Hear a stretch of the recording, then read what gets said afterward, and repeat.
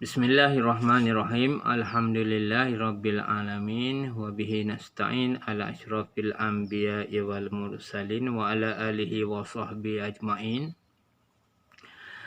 Sambungan dari ayat ataupun tajuk hanya Allah Subhanahu wa taala yang Maha Esa, iaitu ayat syahidallahu annahu la ilaha illa huwa wal malaikatu wa ulul ilmi qa'iman bil qist la ilaha illa huwal azizul hakim. Jadi sambungan daripada tajuk ini, Allah Subhanahu wa taala yang Maha Esa. Allah Subhanahu wa taala ini dia adalah khaliq, dia bukan makhluk. Apabila dia khaliq, dia perlu satu Tuhan saja. Manusia ini perlu satu Tuhan saja.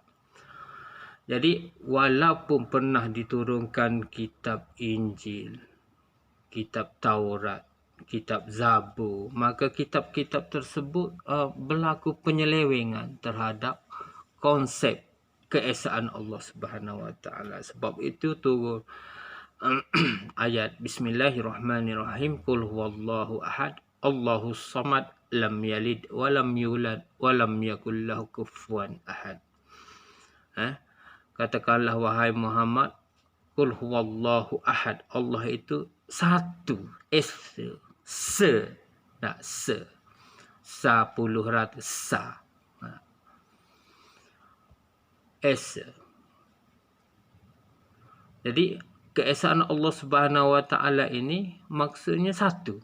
Maksudnya satu. Namun begitu dalam konsep orang-orang yang waladhdallin. Kita dalam surah Al-Fatihah itu golongan dolin. Siapa golongan dolin ini? Orang Yahudi dan Nasrani, ataupun orang Yahudi dan Kristian. Dalam konsep Yahudi, mereka meletakkan Allah Subhanahu wa taala itu ada anak, iaitu Uzair. Pada sudut Islam, Uzair ini adalah nabi. Dia gitu. Tapi dalam Kristian pula ada anak, ada mak. Jadi Trinity. Kalau Yahudi tadi ada anak dan bapa. Kristian lagi teruk, ada mak, ada anak, ada bapa. Dia konsep Trinity, panggil Trinity.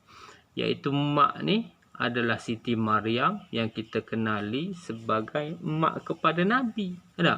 Dan Isa alaihissalam itu adalah anak kepada Tuhan, Tuhan Kudus dia panggil Tuhan Kudus.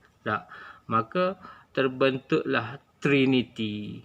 Tiga jadi satu. Ini adalah dolin yang ada di kalangan Yahudi dan Nasrani. Jadi selaku agama yang benar, Islam menjelaskan bahawa Allah Subhanahu wa taala itu adalah Esa. Dan individu-individu yang dikaitkan sebagai Tuhan itu seperti Siti Maryam, Nabi Musa, itu adalah makhluk. Adalah makhluk, bukan Tuhan, bukan bersifat Tuhan. Jadi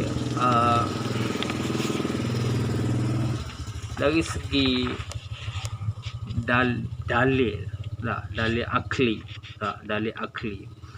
apabila Tuhan itu ada anak, mesti tahta pemerintahan itu akan diserahkan kepada Tuhan yang kecil, Tuhan yang baru, Tuhan yang muda.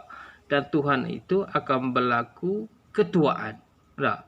Tuhan yang bapa itu berlaku ketuaan, dan tidak layak memerintah terpaksa diberi kepada anaknya. Dan sekiranya kalau ikut kepada perihal manusia tak? Andai kata bapa tidak turun-turun daripada tahta, nescaya anaknya akan bunuh bapa. Berlaku pertempuran, tak? Pergaduhan antara Tuhan anak dan Tuhan bapa. Tak?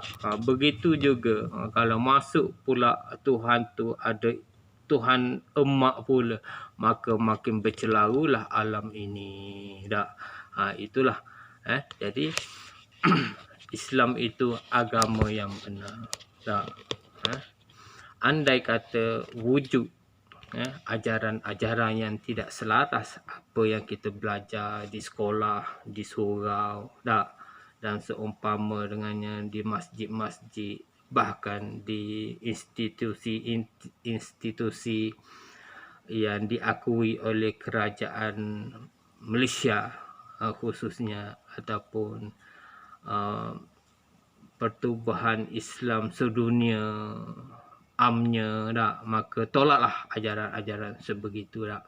Mungkin ajaran-ajaran tersebut adalah ajaran yang sesat, tak? Dan menyesatkan. Wabillahi taufiq wal hidayah. Assalamualaikum warahmatullahi wabarakatuh.